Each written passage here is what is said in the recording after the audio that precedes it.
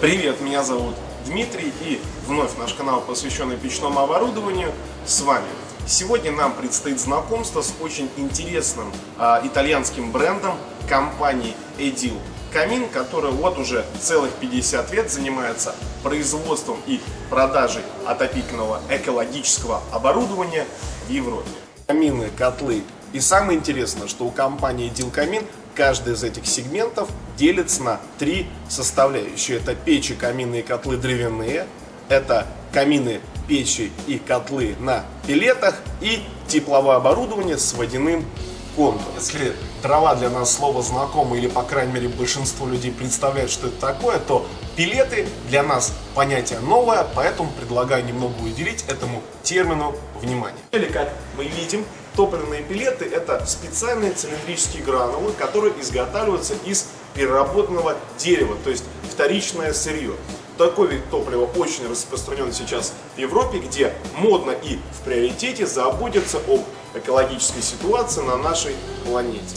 Давайте же посмотрим, что нас заинтересовало в компании Edil Камин. Первое — это, конечно же, огромный ассортимент, который нам предоставила компания Edil Камин. Второе — это его особенности. И третье — это отопительное оборудование с водяным контуром. Компания Edil Камин предлагает множество красивых дизайнерских решений каминов в облицовке. Материалы, используемые в облицовках, это мрамор, травертин, нержавеющая сталь и стекло. Друзья, об ассортименте продукции компании Edil Камин можно говорить бесконечно долго, но то, ради чего сегодня мы затеяли наш обзор, это топка под названием Aquatondo 29 Prisma CS. На самом-то деле, топки с водяным контуром не так давно стали популярным тепловым оборудованием в России, но это только в связи с тем, что люди о них просто не знали. Европейцы, напротив, уже давно эксплуатируют и практикуют отопительное оборудование с водяным контуром, потому что прежде всего это позволяет экономить средства, ну и, конечно же, улучшать экологическую ситуацию как в мире, так и в вашем кармане. Визуально топка имеет классический вид. И если бы мы не увидели вот этих вот вентилей и выходов на трубы, то спутать ее со стандартной топкой не составит особого труда. Топка Aquatondo имеет несколько модификаций, и все они касаются исключительно дизайна. В первом случае, как в нашем, это призматическое стекло, во втором случае, как мы видим, это Г-образно, и в третьем случае это обычно ровное вертикальное стекло. Сталь, использующаяся в производстве топки, котловая. Внутри топка у нас выполнена также из стали, так как одна из важнейших задач — это быстрый нагрев воды. И в этом случае именно сталь лучше всего для этого подходит. Друзья, в связи с тем, что топка все же у нас классического типа, то процесс розжига мы уже не будем детально вам показывать, потому что вы это уже видели многократно. Так что сейчас мы ее растопим. Значит, дорогие друзья, сейчас я вам расскажу об элементах управления этой самой топкой. Значит, основной воздух поступает через колосник и регулируется вот этим непосредственно регулятором. Все тут очень просто. А вторичный дождик происходит благодаря потоку воздуха, поступающему над стеклом. Вот, это нам будет показать вам сложно, но вот если вот с этой непосредственно стороны смотреть, то это видно. Вот, и еще очень интересный такой элемент — это защита от детей. Значит, сейчас мы можем взять и просто открыть дверцу без особых проблем. И если мы вот этот рычажочек тоже непосредственно перекрываем, то открыть топку невозможно. Это, скажем так, особенность топок производителя Edil Камин. Друзья, стоит обратить ваше внимание, что когда мы открываем дверцу, никакого шума мы не слышим. Благодаря чему это происходит? В данной топке и у всех топок Edil Камин установлен тросовый механизм открытия дверцы. Что ж, ну вот мы подошли к сути вопроса. Дорогие друзья, как мы видим, сзади меня находится просто паутина из отопительной вот этой системы всей. Для меня, искренне вам говорю, это темный лес. поэтому мы нуждаемся в консультации специалиста по тепловым системам. Его зовут Алексей. Сейчас мы его, конечно же, позовем, и он нам все подробно расскажет. Алексей, спасибо большое, что вы к нам все же подошли. Алексей, вот эта вся огромнейшая паутина, я ничего в этом не понимаю, хочу узнать очень много нового, я думаю, зрители также хотят это узнать.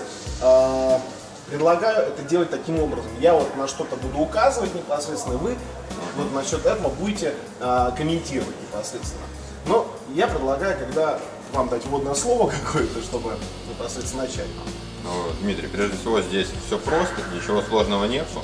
Когда мы подойдем уже по элементу, все будет понятно и вам, и зрителям, абсолютно все. Первое, на что я обратил внимание, подойдя ко всему этому, это на 3 больших элемента. Это 2 радиатора и вот эта система совершенно мне непонятно, что это такое и для чего это нужно. Эта система, она поставляется совместно с камином, нужна для подключения самого камина непосредственно к отопительной системе и системе горячего водоснабжения. То есть без нее ничего работать не будет? Без нее работать ничего не будет, и у нас именно специально предусмотрено производителем Modil Камин, чтобы любой специалист смог смонтировать и разобраться в данной системе. Алексей, а вот это что у нас за артефакт такой красный? Это циркуляционный насос, он служит для того, чтобы жидкость циркулировала по системе отопления, чтобы до каждого радиатора, который установлен в дальних комнатах, он смог эту жидкость донести. То есть автоматически жидкость она не проходит по всей этой системе? Сама по себе нет. Алексей, а вот этот элемент за что нас отвечает? Этот элемент нужен для того, чтобы в каждом конкретном помещении, где установлен радиатор, можно регулировать температуру. То есть от большего к меньшему. Где-то 10 градусов, где-то 15, где-то 20. Такая температура, которая удобна для каждого конкретного жителя этой комнаты. Хорошо, а если я захочу вообще конкретную какую-то комнату отключить от непосредственно отопления вот такого? Также выставляется на снежинку, и в данном помещении будет поддерживаться температура 5-7 градусов. Алексей, как я уже сказал ранее, я вот увидел эти 2 радиатора. Один вот такой ярко-желтый, другой белый. Это полноценные отопительные радиаторы, как в квартирах или нет? Да, это полноценные радиаторы, они могут отопить любое помещение, уже в зависимости от того, какое помещение, он может быть либо такой маленький, либо уже чуть больше. А еще больше можно поставить? Можно поставить еще больше. Вот. Вот внизу. Сейчас нам покажут. Так, Алексей, ближе к воде непосредственно мы видим перед собой смеситель. Он тоже, опять же, классический, стандартный, непосредственно отапливается благодаря камину и всей этой системе. Да, благодаря отоплению от камина можно также получить еще и горячую воду. То есть все просто, открыли кран, горячая вода течет. Соответственно, это может быть как кран, смеситель, может быть душ, ванна, все что угодно. А куда вода уходит? Вода уходит в канализацию, можно сливать ее в канаву там, или куда еще. Ну, если в доме есть водоснабжение, то, наверное, есть и канализация. Ну, логично, вполне, да.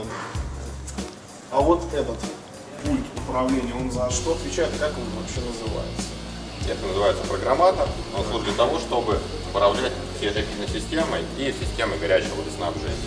Позволяет видеть, какая температура в данный момент в системе. В случае, если что-то произошло, и система вдруг по какой-то причине поднимается выше определенной температуры, то у нас загорится красная лампочка и раздастся звуковой сигнал. То есть оповещение будет сработано, и мы срочно будем узнавать, что же произошло. Да, конечно, мы узнаем, что с системой что-то не так, и уже будем предпринимать конкретное решение. Это у нас теплый пол, я так понимаю. Да, абсолютно верно. Это водяной теплый пол, который можно использовать вместо радиаторного отопления классического, так и вместо электрического теплого пола, который обычно кладут в жилых помещениях, в квартирах, тем самым экономя электроэнергию. Получая тепло от камина. А одновременно можно и радиатор, и теплый пол? Да, это можно сделать одновременно и радиатор, и теплый пол, но когда система будет немножко посложнее, труб можно будет чуть-чуть добавить. А вот эти все трубы и паутину из этой системы можно спрятать? Да, конечно, это все прячется в специальные короба, либо зашивается гипроком, так, чтобы это не мешало взгляду. Но в то же самое время нужно иметь доступ к этой системе, чтобы в любой момент времени можно было посмотреть, что с ней происходит. Вот. Но в целом это нужно делать раз в полгода, просто визуальный осмотр для потребителя. А вот такие профилактические мероприятия, то есть просмотр и так далее всей этой системы, может делать сам хозяин этого всего, или нужно вызывать специализированного человека, который в этом разбирается, чтобы он какими-то, не знаю, средствами альтернативными, другими это все посмотрел? Да, конечно, можно осматривать и непосредственно потребитель, сам по себе заказчик, но он сможет делать только визуально осмотр, посмотреть, что да, нигде ничего не течет, нигде ничего не подкапывает. Но для нормальной эксплуатации системы нужно, чтобы хотя бы раз в год перед отопительным сезоном, чтобы вся эта система была осмотрена специалистами. То есть это как автомобиль. Раз в год проходите ТО, система нормально функционирует, автомобиль есть.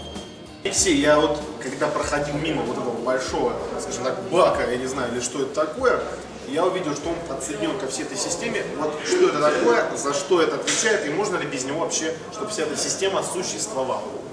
Да, существовать она без него может, но нужно понимать, что ночью камин топить не будет. Обычно вечером протапливается, и это теплоаккумулятор. В нем содержится горячая вода, которая накопилась в камине, и по сути это термо. То есть вечером затопили, ночью уже получаете тепло непосредственно от теплоаккумулятора.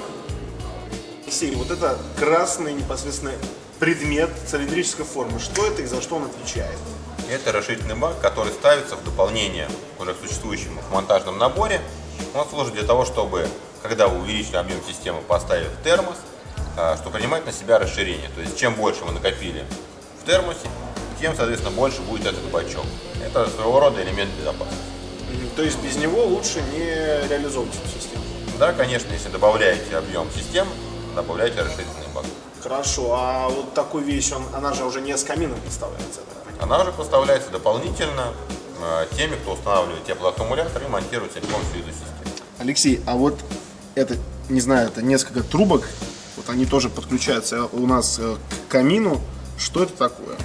Это элемент защиты, который используется в системах топок закрытого типа, то есть с индексом CS Cloud System, и позволяет систему в случае какого-то повышения температуры внезапного подать холодную воду, тем самым остудить топку и предотвратить систему от перегрева какого-то излишнего. То есть без этого нельзя? Если топка закрытого типа, то есть с индексом CS, то, конечно же, нет. Только с данной системой при наличии подключенной холодной воды и давления в холодной системе. Алексей, в заключение нашего обзора хочу задать вопрос. Вот чем отличается вот эта система по своей мощности, по полезности от классической системы камина, которая оттапливает с помощью алюминиевых гофрорукавов? Отличается тем, что здесь вы убиваете сразу двух зайцев. Получаете и классический камин, и также полноценное отопление для всего дома. То есть все дальние уголки, какие-то спальни, гостевые комнаты. Туда также можно будет провести отопление при помощи насосов и монтажных наборов. Также в том случае, если вы вдруг уезжаете, либо нужно эту систему как-то подстраховать, вы можете в эту систему добавить котел, газовый, электрический, неважно. То есть мы любой уголок, грубо говоря, вот такой системой сможем отопить. Да, сможем отопить и любой уголок, и также использовать какой-то альтернативный источник энергии. Газ, электричество, дизель. Хорошо, Алексей, большое спасибо за консультацию. Пожалуйста. Друзья, сегодня мы познакомились с замечательной компанией Edilcamin, с топкой Aquatonda 29 Prisma CS. Что сказать, это все фантастически, очень сложно, поэтому мы и сняли сегодняшний обзор. Большое спасибо вам, что вы продолжаете нас смотреть. С вами был Дмитрий, Алексей и наш оператор Сергей. Всем пока!